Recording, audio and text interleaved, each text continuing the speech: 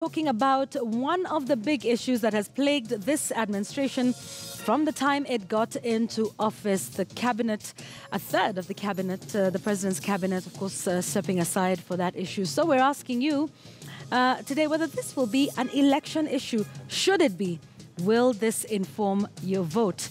Less than 30 days from today. So once again, if you're just joining us, my guest tonight, Daisy Amdanyi, Dr. Alex Awiti, and Wanjiru Gikonyo. Gentleman, lady, it's so good to say that. It's often the other way around, isn't it? So let me start with you, Wanjiru, because you've worked, at the grassroots level, and that's where we said, oh, but we devolved corruption and that sort of thing. What's your sense of corruption in the country at the grassroots level, and whether, in fact, this is an issue that people are tired of and will inform their vote? Well, first of all, corruption is I think making the distinction between national and county is a bit unrealistic, because you can't divorce the two. We have a culture. And our national culture has also become our county, our culture at the local level. So we have a problem with corruption. We had a problem with corruption going into the Constitution. The Constitution was framed in a way that it was going to deal with corruption. The provisions that were put in place to deal with corruption were then watered down when it came to the legislation. So the problem of corruption continues. So what we are seeing at county level is not because of devolution. It's more of a national it's a national problem. And this national problem is in our public sector, very much. But even if you look at other institutions, whether it's religious institutions, you'll find the issue of accountability is a big challenge. So it's really about our moral, it sounds very presumptuous. It sounds like a huge problem that we then have to give up on. But we do have a fundamental crisis where we are losing up to 80% of our budget through non-accounting and through questionable procurement because of this. This is undermining our development outcomes. It's distorting our market. It's distorting the ability of a graduate to get a job. So the value of education has been devalued. We are sitting on a powder keg, and we haven't quite recognized it. And I think it's both at national and at county level.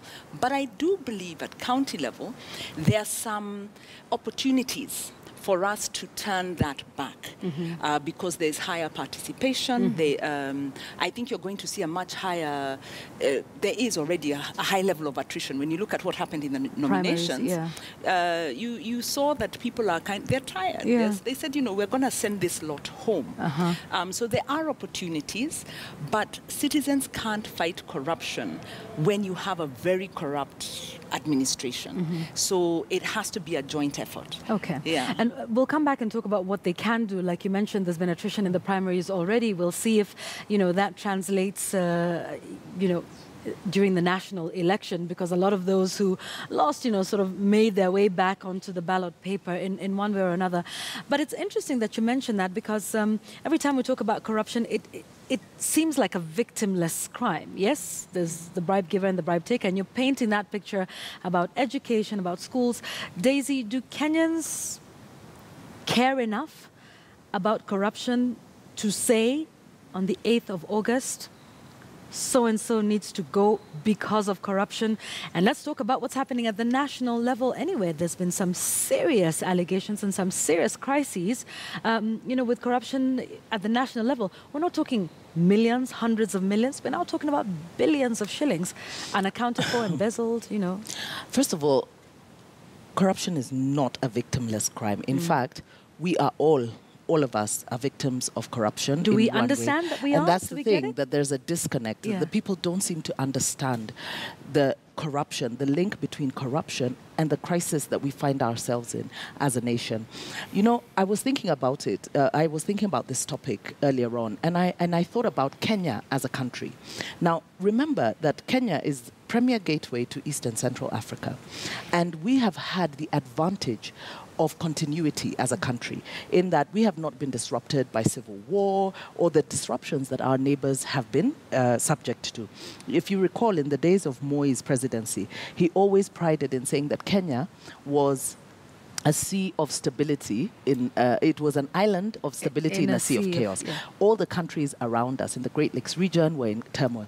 But when you look at the economies right now, even though Kenya is still regarded as the strongest economy in East Africa, we are now almost at par with economies that are now coming out of decades of civil war. Yeah. But why? Why hasn't Kenya been that juggernaut, as the premier gateway of East and Central Africa, surrounded by landlocked countries that depend on the proximity of Kenya, because the convenience, the continuity has allowed us to have some kind of at least measured development going on. But the reason, one of the key issues is corruption.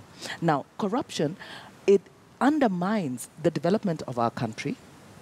Public services have all but disappeared, and majority of the people actually depend on these services. Public services, we have no public transport system, public health suffers, housing, sanitation, all these things. And people look at these things. We look at the Matatu Menace, but the Matatu Menace is in response to the breakdown of the public service. But why did public service break down? Because of corruption, because individuals who go into government went in, and because they see opportunity for themselves, they use their positions to unfairly enrich themselves, do deals, the conflict of interest, the profiteering that we see, where development literally becomes incidental to that we must eat. And that is a very big problem. Now, the thing is, Kenyans don't make that they don't make that connection between their vote and the way and the kind of leadership and the corruption that we have. But as Wanjiru has said, Kenyans themselves, as a people, it's not just our leaders who are corrupt. Corrupt is also part of the cost that we see of doing business or getting things done. So that because you don't want the inconvenience of having to go through the system when you've got a public officer who is there to actually render those services, that you give them something small. But isn't it also because the services themselves and the manner in which they're rendered, there's a lot of bureaucracy, there's red tape, it takes a long time. But even where that bureaucracy and red tape has been removed, these people use their positions to actually surcharge, for that service. And because you don't want that inconvenience, you pay it. But the thing is, at the end of the day, corruption thrives because there's no cost. We have structured impunity in this country, and that has allowed corruption to thrive because there is no cost to corruption. People steal.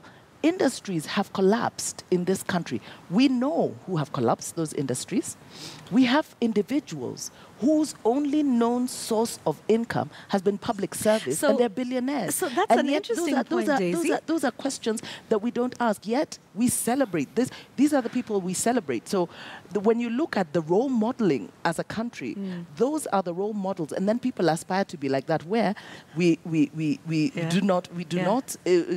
Shira has talked about people not being able to get jobs. But you see, the more you scam the system, the more you're a hero to the people. That's right. No, it reminds me of, you remember during the Goldenberg hearings with Justice Bosire and... people went to do you recall? They were getting autographs from Patni, and it was young and he schoolgirls. stood for the presidency. Please remember that. He stood for the presidency. Okay, interesting. Alex, so here we are. We're saying we have laws. Wanjiru mentioned, though, that, we watered them down. So where is it? Saying there's no cost to corruption, there's impunity. When you look at all of that, attempt to give us an assessment of the war on corruption over the last 4.5 years. I think it's fatal. The president himself in 2015 declared that corruption was a national security issue. It's a threat to national security. On a trip in Israel, he basically said that he gave up. He threw his arms in the air and said Kenyans are thieves and people who just abuse and insult each other. And then at a State House summit, he basically said, he asked the country, what can I do?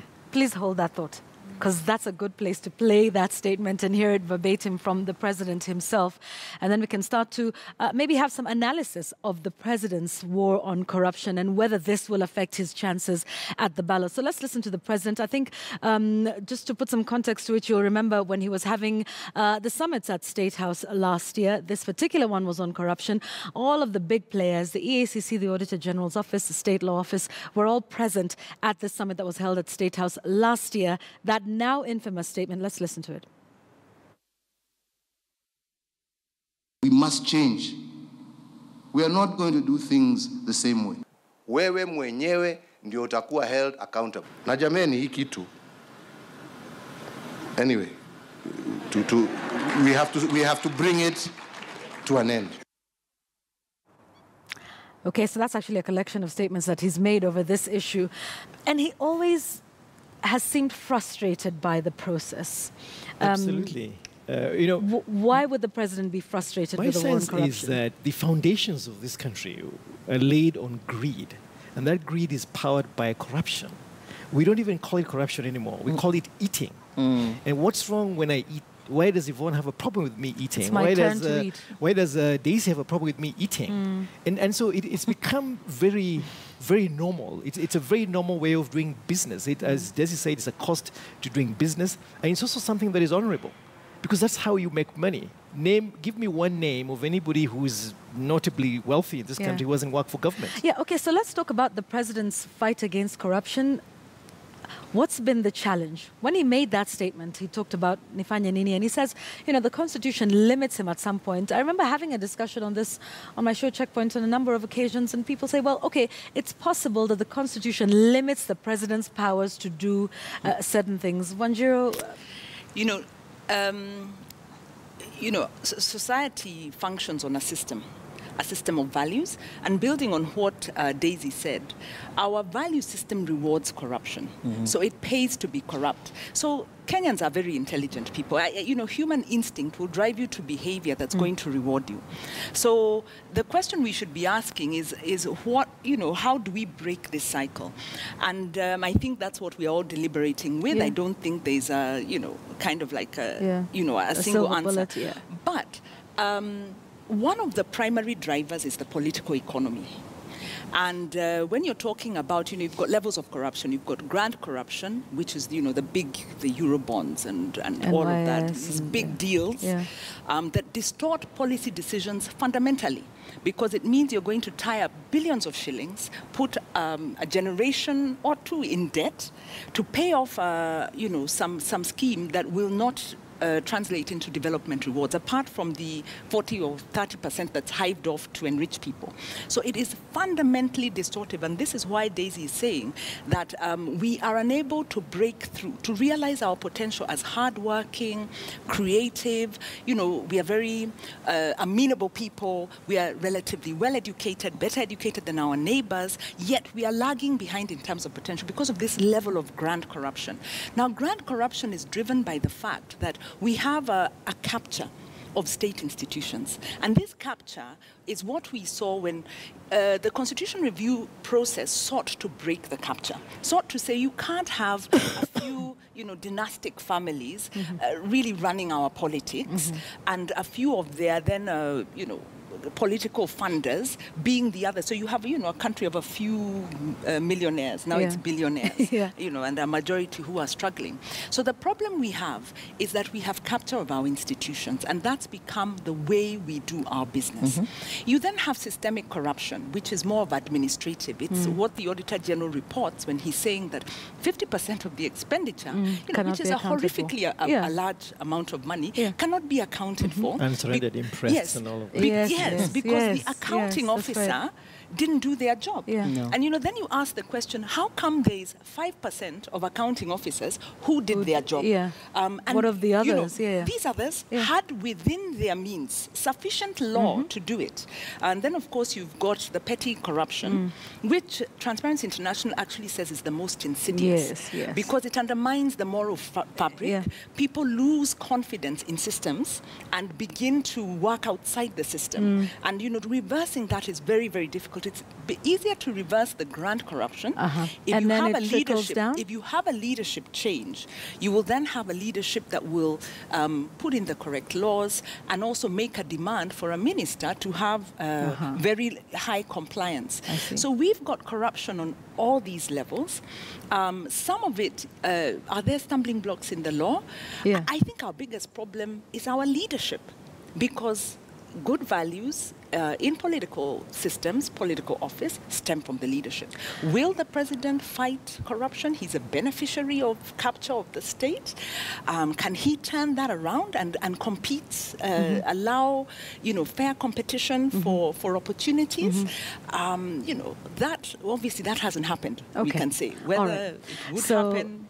Is another matter altogether. Alex, we'll go to the street balloting in just a moment. But now corruption has become a topic front and center with, both sides of the big political camps right now saying, no, but you're funded by, corrupt individuals. No, but you're the ones who are corrupt. And suddenly it's now becoming, a big topic. What are your thoughts on the accusations and counter-accusations we have seen, in the lead up to August 8th? You see, fundamentally, I don't think there's any difference between the Jubilee side and the NASA side when it comes to integrity questions. And it is very difficult for Raila does not have that moral high ground to charge, to go after Kenyatta on corruption. And now suddenly the tables have been turned. Jubilee is now going full frontal and saying, no, you're the ones who are being funded by some corrupt individual. Yeah, absolutely. So it's just going to be this little kind of fight on a sandpit, and it's going nowhere. I think what's also interesting is that I've seen a number of polls over the last 6 months. Corruption is not at the very top of the concerns of voters. What they're mainly concerned about is the cost of living. They're concerned about employment. They're concerned about security. And as they say, it's because these numbers are too large. 250 billion Kenya shillings, 350 or 3.5 numbers we can't billion fathom. US dollars on the SGR. It's staggering, and the amount of money that supposedly got lost in NYS, which has been recovered according to Waiguru. The money is back, nothing was lost. The 5 billion that got lost, people just can't wrap their heads around those things. But it was 791 when they started, and then we heard from the Auditor General, who said it was. But Waiguru says the money wasn't lost in an interview they shared with Jeff Koinange. So again, it's just really difficult to put a needle on who's stealing what and where the money is going. So the public isn't that interesting though? In a country where we have the law, we have judiciary, we have law enforcement, we have the EACC. Absolutely. How is it difficult to pinpoint? So for instance, the chicken gate, we are told the money came back and ambulances were bought. The NYS that was money from the UK. From the UK. Not from here. Yeah, but Waiguru says the money was never lost.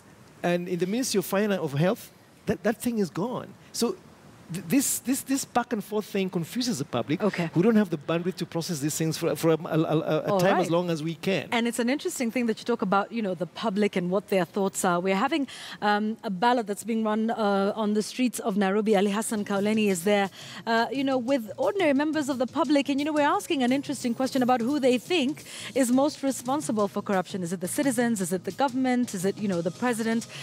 Maybe that would be one attempt to start to pinpoint where the problem is and where we start to get solutions. So Ali Hassan Kauleni, out on the streets of Nairobi. Wakenya wanasemaje, Ali Hassan?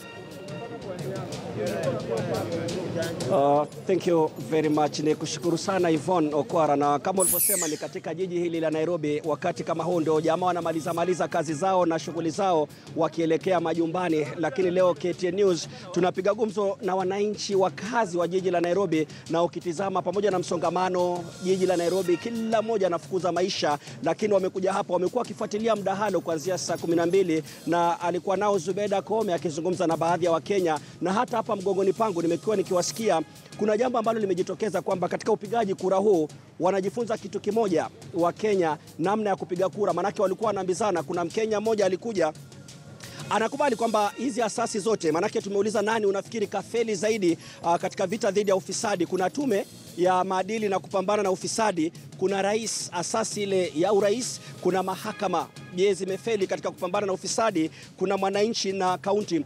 Baadhi ya wakazi ambao wamejitokeza wanasema kwamba mwananchi amefeli, wakawa wanatumbukiza katika kisanduku hiki cha mwananchi, na baadhi wanasema kwamba kaunti imefeli. Kwa hiyo pale kuna baadhi ya kura zilikuwa zinaharibika, manake anakuja mpigaji kura anatumbukiza hapa moja na nyingine hapa. Lakini kikubwa wamesema kwamba mwananchi mwenyewe pia anahusika katika kueneza na kuendeleza ufisadi. Nitasema nao angalau wawili watatu hapa kabla ya kuchukua mapumziko mafupi. Karibia sana hapa ndugu yangu, na moja kwa moja karibia hapa, tueleze jina nani na unafanya nini Nairobi hii?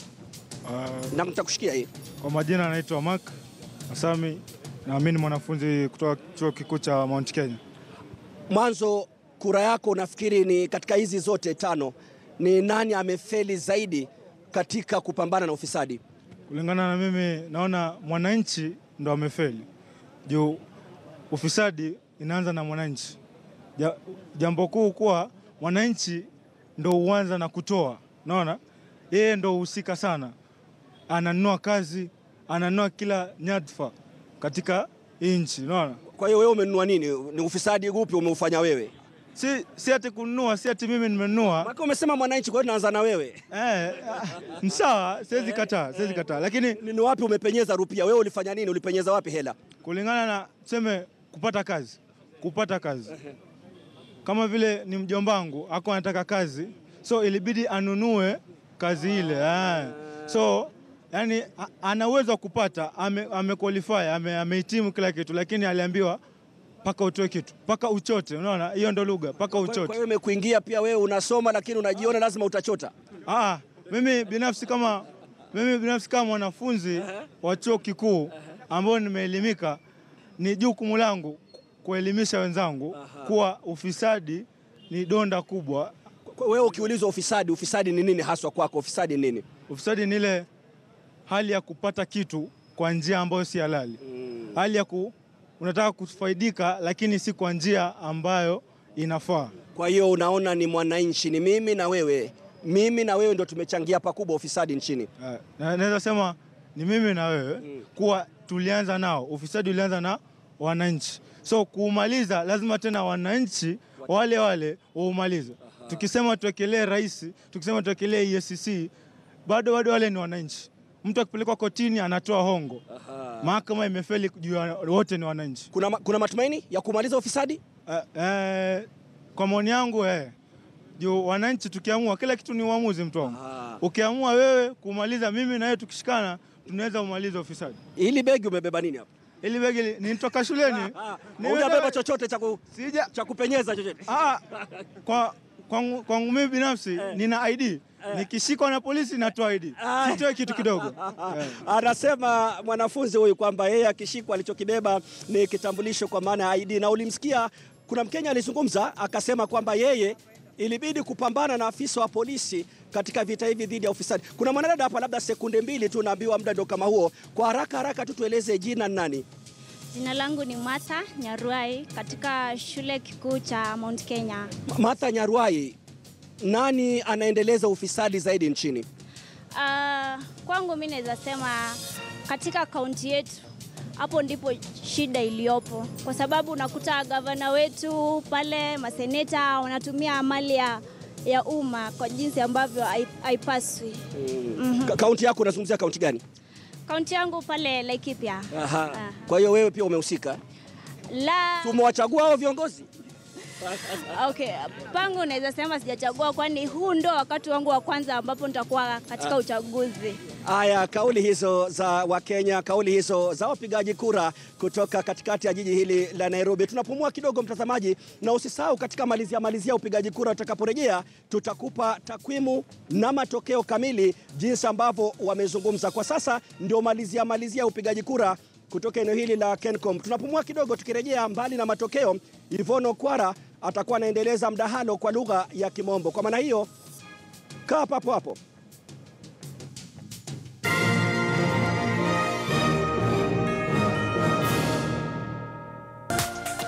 This is KTN News.